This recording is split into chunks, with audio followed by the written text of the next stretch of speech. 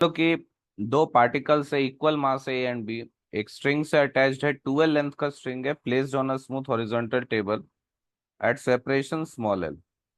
तो अभी separation L है और स्ट्रिंग का लेंथ 12 है, तो ऑब्वियसली स्ट्रिंग टॉट तो है नहीं, यहाँ पे स्लैक है पूरा। Now B is given a speed u horizontally normal to the line A B, so find the velocity of each particle after the string becomes taut। तब देखो इनिशियली जो पार्टिकल्स है, ऐसे ये हॉरिजॉन्टल रखा हुआ है ना, ग्रेविटी का कोई इफेक्ट नहीं है। आप टॉप व्यू देख रहे हो, ऊपर स्मूथ हॉरिजॉन्टल टेबल पे रखा हुआ है ये।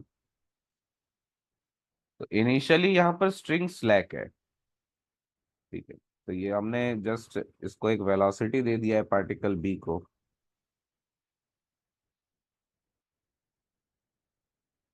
अब सोचो कि स्ट्रिंग तब तक स्लैक नहीं होगा ना, स्ट्रिंग टॉट होगा कब? जब ए और बी के बीच का separation equal to length of the string हो जाए, तब तो स्ट्रिंग टॉट होगा।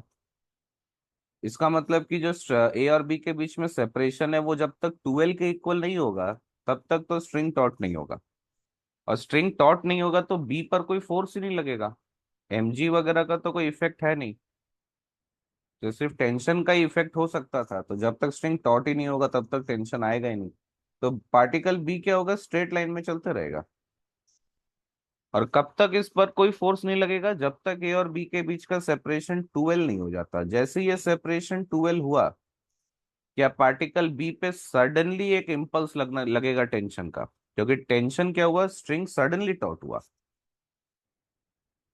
ठीक है ना। तो इनिशियल सेपरेशन एल था, अब जैसे स्ट्रिंग सडनली टॉट होगा क्या होगा, इस पर एक इम्पल्स आएगा टेंशन का। तो कभी भी स्ट्रिंग ऐसे सडनली टॉट होता है तो हमेशा टेंशन इम्पल्सिव होगा। तो just before the string becomes taut, particle B move कर रहा था यू वेलोसिटी से, है ना। जब स्ट्रिंग टॉट हुआ जस्ट उससे पहले पार्टिकल बी का वेलोसिटी क्या था, यू के इक्वल था। मान लो ये एंगल आपको थीटा थीटा आपको दिख रहा है यहाँ पर, साइन थीटा क्या होगा, हाफ होगा, थीटा 30 डिग्री है। अब जैसे ही स्ट्रिंग टॉट हुआ तब क्या होगा, याद है कि स्ट्रिंग अगर टॉट स्ट्रिंग रहता है तो velocity along the string, relative velocity along the string is zero. तो वैसे यहाँ पर जैसे स्ट्रिंग टॉट हो जाएगा, क्या उसके बाद अलोंग द स्ट्रिंग हम बोल सकते हैं ए और बी का वेलोसिटी सेम होना चाहिए। ए के पास ए का कुछ वेलोसिटी अलोंग द स्ट्रिंग कुछ वेलोसिटी आना चाहिए, बी के पास भी अलोंग द स्ट्रिंग कुछ वेलोसिटी आना चाहिए। लेकिन आपको दिख रहा है कि जो इनिशियल वेलोसिटी था बी का just before the string becomes taught, जो वेलोसिटी था यू, इस वेलोसिटी का एक कंपोनेंट तो परपेंडिकुलर टू स्ट्रिंग भी है ना। तो यहां पर मैं इस पूरे सिचुएशन को अलोंग द स्ट्रिंग और परपेंडिकुलर टू द स्ट्रिंग में ब्रेक करके देख रहा हूं। तो इनिशियल वेलोसिटी u का एक कंपोनेंट परपेंडिकुलर टू स्ट्रिंग भी था, ठीक है। अब आप थोड़ा सोचो कि परपेंडिकुलर टू द स्ट्रिंग क्या कोई इम्पल्स है इस सिस्टम पे? इस सिस्टम पे तो किसी डायरेक्शन में इम्पल्स नहीं है। अलोंग द स्ट्रिंग भी आप देखोगे सिस्टम लेके तो ए और बी पर नेट इम्पल्स क्या हो जाएगा, जीरो हो जाएगा, है कि नहीं। तो इस सिस्टम पे A plus B as a system पे किसी भी डायरेक्शन में नेट इम्पल्स नहीं है, हर डायरेक्शन में नेट इम्पल्स जीरो है। तो अलोंग द स्ट्रिंग हम क्या बोल सकते हैं कि अलोंग द स्ट्रिंग तो दोनों का वेलोसिटी सेम हो जाना चाहिए, v1 और v1 दोनों का वेलोसिटी हम सेम लेंगे। और परपेंडिकुलर डायरेक्शन में b का velocity perpendicular to the string, मान लो b का वेलोसिटी v2 है। अच्छा, मैंने a का कोई वेलोसिटी परपेंडिकुलर टू स्ट्रिंग क्यों नहीं लिया? ए पर कोई इम्पल्स नहीं लगा परपेंडिकुलर टू स्ट्रिंग। तो परपेंडिकुलर टू द स्ट्रिंग अगर इम्पल्स नहीं लगेगा तो मोमेंटम में चेंज नहीं आना चाहिए पार्टिकल ए के लिए, परपेंडिकुलर टू स्ट्रिंग। तो इनिशियली पार्टिकल ए तो रुका हुआ था, तो perpendicular to the string momentum में चेंज नहीं आएगा, मतलब वेलोसिटी जीरो ही रह जाएगा perpendicular to the string. Just after, ध्यान रखना ये हमेशा जीरो रहेगा ऐसा नहीं बोल रहे हैं हम लोग, सॉल्व क्या कर रहे हैं, just after the string becomes taught velocity निकाल रहे हैं हम लोग। लेकिन बी के पास जो इनिशियल वेलोसिटी था u, उसका एक कंपोनेंट था इस डायरेक्शन में, ये एंगल थीटा था, तो एक u साइन थीटा का कंपोनेंट था। आप सोचो कि पार्टिकल बी पर भी तो परपेंडिकुलर टू स्ट्रिंग को इम्पल्स नहीं लगा, तो अगर इम्पल्स नहीं लगेगा तो मोमेंटम नहीं बदलेगा, मोमेंटम नहीं बदलेगा मतलब कि वेलोसिटी यही रहेगा v2 का वैल्यू। ठीक है ना, तो perpendicular to string impulse is zero on A and B. ठीक है, तो इम्पल्स अगर जीरो रहेगा तो momentum perpendicular to the string नहीं बदलना चाहिए। ठीक है, therefore linear momentum perpendicular to string is unchanged.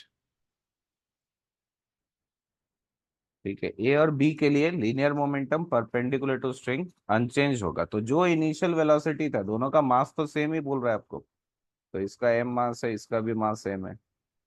तो इनिशियल मोमेंटम v के पास कितना था, m into you sine theta था परपेंडिकुलर टू स्ट्रिंग।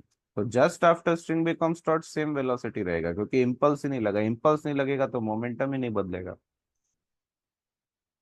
ठीक है ना। अलोंग द स्ट्रिंग अगर आप देखोगे, तो आप देखो along the string,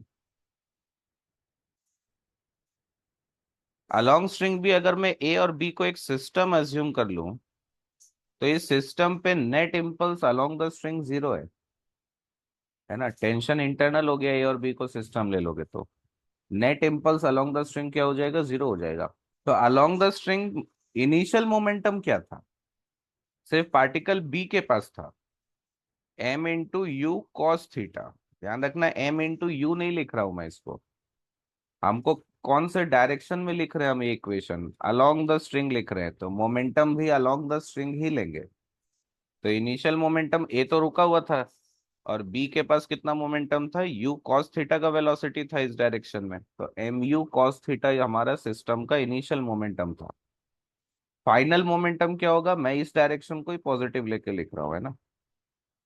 final momentum क्या हो जाएगा, ए का भी वेलोसिटी v1 और बी के पास वेलोसिटी v1, दोनों पॉजिटिव डायरेक्शन में।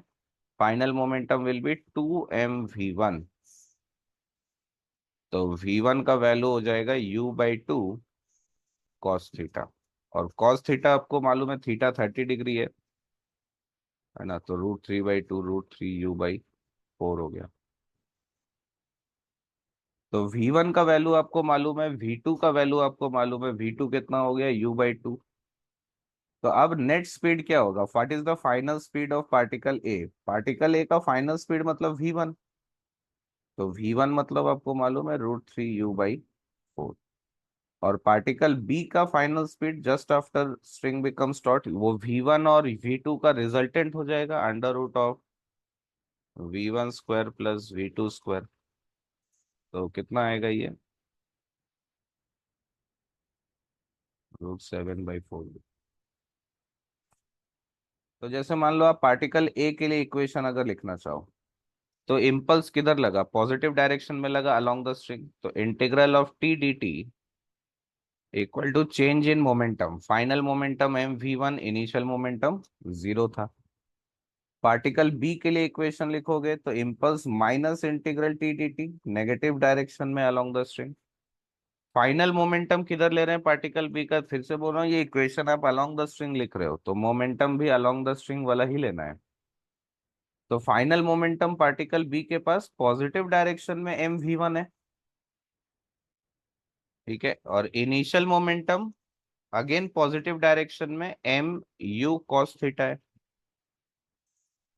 तो इन दोनों इक्वेशन से आप देखो, ऐड कर लो इन दोनों को, तो यही आएगा जो यहाँ पे लिखा हुआ था, m u cos theta equal to 2m v1। तो यहाँ से भी आप निकाल सकते हो v1 का वैल्यू। ठीक है, तो u/2 cos थीटा। तो एक बार v1 हमको मिल गया तो टेंशन का भी इम्पल्स मिल जाएगा, जैसे हमको पूछ रहा है क्वेश्चन में कि इम्पल्स ड्यू टू टेंशन बताओ, तो integral T D T will be m times of v1। अब v1 का वैल्यू आपको मालूम है √3u/4, तो √3/4 एन। तो ये टेंशन का इम्पल्स होगा, ये आपका फाइनल वेलोसिटीज है।